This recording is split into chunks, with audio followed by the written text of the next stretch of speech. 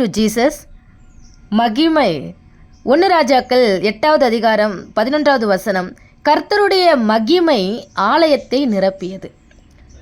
அதே 8வது அதிகாரம் 15வது வசனத்தை வாசித்தோம் அப்படின்னா சாலமோன் சொல்கிறாரு, இஸ்ரவேலின் தேவனாகிய கர்த்தருக்கு ஸ்தோத்திரம், அவர் என் தகப்பனாகிய தாவீதுக்கு தம்முடைய வாக்கினால் சொன்னதை தம்முடைய கரத்தினால் நிறைவேற்றினார். ஏன் சாலமோன் சொல்கிறார் அப்படின்னா, சாலமோன் ஆலயம் கட்டினார்.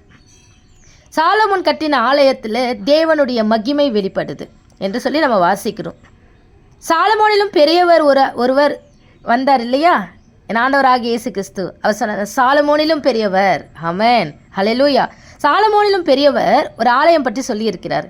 யோவான் 2வது அதிகாரம் 21 அவரே தம்முடைய சரீரமாகிய ஆலயத்தை குறித்து பேசினார்.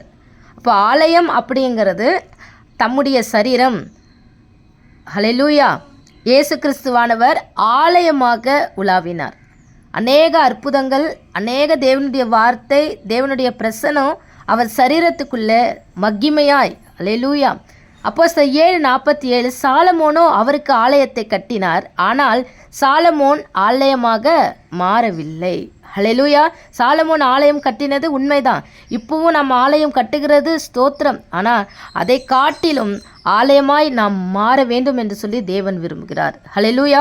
1 கொரிந்தியர் 3:16 வாசித்தோம் அப்படின்னா, நீங்கள் தேவனுடைய ஆலயமாய் இருக்கிறீர்கள் என்றும் தேவனுடைய ஆவி உங்களில் வாசமாய் இருக்கிறார் என்றும் அறியாதிருக்கிறீர்களா?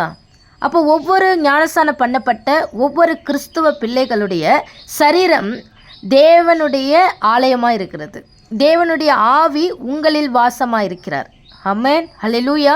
1 கொரிந்தியர் 3:17 வாசித்தோம் அப்படின்னா, ஒருவன் தேவனுடைய ஆலயத்தை கெடுத்தால் என்று சொல்லப்பட்டு இருக்கிறது. ஹல்லேலூயா. தேவனுடைய நீங்களே அந்த ஆலயம். தேவாலயத்தில் என்ன இருக்கணும் அப்படின்னா, வார்த்தை மகிமைப்படணும், தேவனுடைய ஆவி தங்கியிருக்கணும்.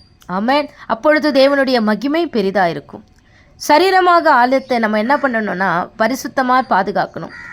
யோவான் 5:41 வாசிக்கும் பொழுது, நான் மனுஷரால் மகிமையை ஏற்றுக்கொள்ளுகிறதில்லை, மனுஷனாலே மாத்திரம் வருகிற எந்த மகிமையும் தேவன் ஏற்றுக்கொள்ளுகிறதில்லை. ஆமென். ஏன்னா அவர் இந்த உலகத்தில் வந்து சொன்னது, என் மகிமைப்படுத்துகிறவர் பரிசுத்த பிதா, என்னை குறித்து சாட்சி கொடுக்கிறவர் அவர். ஆமென். எல்லாவற்றிலும் அந்தரங்கத்தை, எல்லாவற்றிலும் நம்முடைய எல்லா அந்தரங்கங்களையும் தேவன் பார்த்து கொண்டே இருக்கிறார்.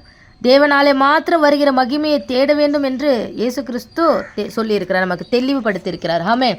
யோவான் 8:50 நான் எனக்கு மகிமையை தேடுகிறதில்லை. 8:54 என் பிதா என்னை மகிமைப்படுத்துகிறவர். இதுதான் நம்மளுடைய வாழ்க்கையின், நம்முடைய ஆலயத்தின், நம்முடைய சரீரமாகிய ஆலயத்தின் நோக்கமாக இருக்கணும்.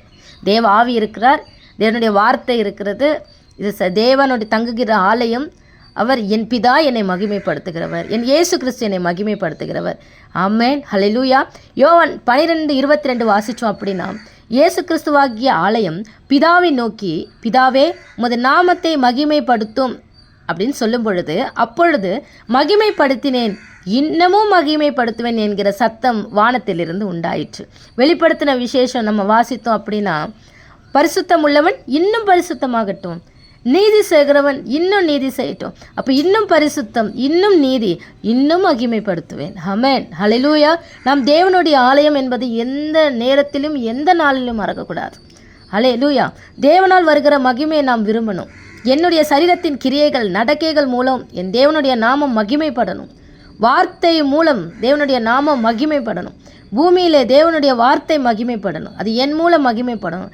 மரணமோ ஜீவனோ எதுவாக இருந்தாலும், நன்மையா என்ன காரியம் இந்த உலகத்தில் வந்தாலும் சரி, என்னுடைய வாழ்க்கையை தேவனை மகிமைப்படுத்தக்கூடியதாய் சாலமோன் ஆலயத்தில் காணப்பட்ட தேவனுடைய மகிமை நமக்குள் காணப்பட வாழ்க்கையை தேவனுக்கென்று அர்ப்பணிப்போம். கர்த்தர் நாமம் மகிமைப்படுவதாக. ஆமென்.